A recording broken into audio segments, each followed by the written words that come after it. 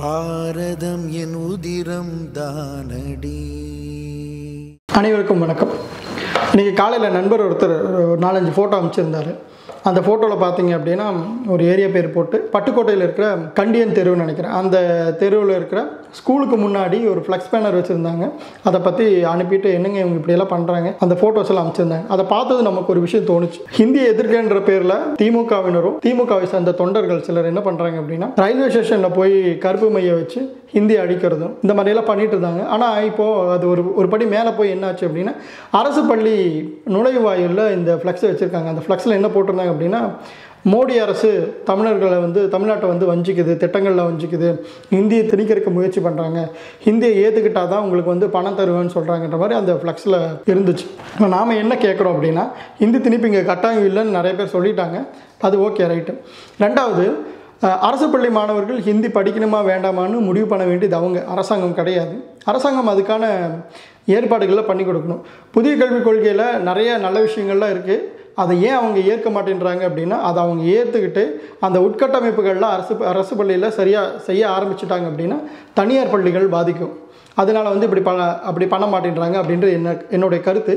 தனியார் பள்ளி பாதிக்கிறதுனால இவங்களுக்கு என்ன நஷ்டம் அப்படின்ற கேள்வி முன்னாடி வச்சோம் அப்படின்னா பெரும்பாலும் தமிழகத்தில் இருக்கக்கூடிய சிபிஎஸ்சி மெட்ரிகுலேஷன் பள்ளிகளில் நடத்தக்கூடியது திராவிட கட்சிகளை சேர்ந்த அமைச்சர்கள் இல்லை கட்சியில் இருக்கிற பெரும்புள்ளிகள் இவங்க தான் நடத்துகிறாங்க.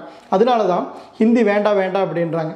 இப்போது ஹிந்தி வேண்டான்னு சொல்லக்கூடிய இந்த அமைச்சர்களும் அந்த பெரும்புள்ளிகளும் தங்களுடைய சிபிஎஸ்சி ஸ்கூலில் ஹிந்தி கற்றுக்கூடாது தானே. இப்போது சமீபத்தில் கிங்ஸ்டன் பள்ளின்னு நினைக்கிறேன், அது திரு துரைமுருகன் அவருடைய மகனோடதுன்னு நினைக்கிறேன். அந்த பள்ளியில் ஒரு அட்வர்டைஸ்மெண்ட் ஒன்று விட்டுருந்தாங்க. தமிழில் ஒரு அம்மா பேசிட்டு அந்த பள்ளியினுடைய பெருமைகளை சொல்லுவாங்க. அடுத்து ஹிந்தியில் அவங்க பேசிட்டு அந்த பள்ளியினுடைய பெருமையை சொல்கிற மாதிரி அந்த காணொளி இருந்துச்சு. அமைச்சர்கள்லாம் தெளிவாக இருக்காங்க.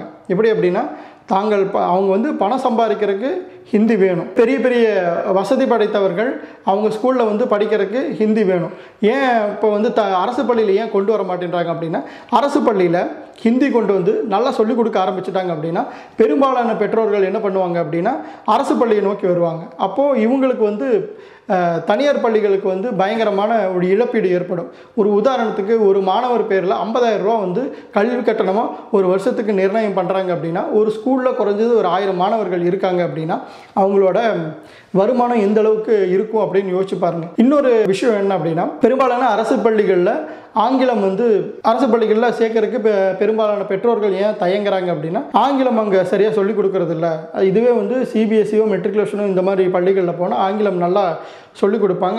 அதன் காரணமாக தான் பெரும்பாலான பெற்றோர்கள் அரசு பள்ளியை தவிர்த்துட்டு தனியார் பள்ளிக்கு போகிறாங்க. உண்மை அதுதான். இப்போ அதுக்கும் இந்த மும்மொழி கொள்கைக்கு என்ன சம்மந்தம் அப்படின்னா இந்த மும்மொழி கொள்கை தேசிய கல்விக் கொள்கையை இந்த அரசாங்கம் ஏற்றுக்கொண்டது அப்படின்னா பள்ளிகளில் இருக்கிற கட்டமைப்பை மாற்றணும், அதனுடைய எஜுகேஷன் சிஸ்டம் மாற்றணும், புதுசாக ஆசிரியர்கள்லாம் உள்ளே கொண்டு வரணும். இந்த மாதிரி நிறைய விஷயம் வரும்பொழுது ஈஸியாக அரசு பள்ளி ஒரு உயர்தரத்துக்கு போயிடும். இது உயர்தரத்துக்கு போயிடுச்சு அப்படின்னா அடுத்து அரசு பள்ளி உயர்தரத்துக்கு போயிடுச்சு அப்படின்னா இங்கே இருக்கிற தனியார் பள்ளிகளில் மாணவர்களோட சேர்க்கை கம்மியாக. இது சம்மந்தமாக நிறைய சினிமாக்கள் கூட நீங்கள் பார்த்துருப்பீங்க. தனுஷ் நடித்த ஒரு படம், அந்த படத்தை பார்த்துருப்பீங்க. இது வேறு படங்கள்லாம் அந்த மாதிரி இருக்குது. அரசு பள்ளியை எந்த அளவுக்கு வளராமல் பார்த்துக்கிறாங்களோ அந்த அளவுக்கு தனியார் பள்ளிகளுக்கும் அதனுடைய முதலாளிகளுக்கும் நல்லது. தனியார் பள்ளியும் அதனுடைய முதலாளிகளும் யார் அப்படின்னு நமக்கு நல்லாவே தெரியும். திமுகவை சேர்ந்த அமைச்சர்களோ இல்லை அதிமுகவை சேர்ந்த அமைச்சர்களோ அல்லது கட்சியில் இருக்கிற பெரும்புள்ளிகளோ தான், மறுபடியும் நான் சொல்கிறேன், அவங்களே தான் அந்த ஸ்கூல் நடத்திட்டு வராங்க. அதனால தான் இவங்க ஹிந்தி எதிர்ப்புன்ற ஒரு விஷயத்தை கொண்டு இந்த மும்மொழி கொள்கையை எதிர்க்கிறாங்க. மும்மொழி கொள்கையில் ஹிந்தி தான் கட்டாயம்னு எங்கேயுமே சொல்லவே இல்லை. ஏதாவது ஒரு இந்திய மொழி இருக்கட்டும் அப்படின்றாங்க. ஆனால் இவங்க எதை பிரதானப்படுத்துகிறாங்க அப்படின்னு பார்த்தீங்கன்னா ஹிந்தியை பிரதானப்படுத்துகிறாங்க. என்ன காரணம் அப்படின்னா ஹிந்தியை காரணமாக காட்டி இந்த மும்மொழி கொள்கையை இங்கே தடுக்கிறதுக்கான வேலையை பார்த்துட்ருக்காங்க.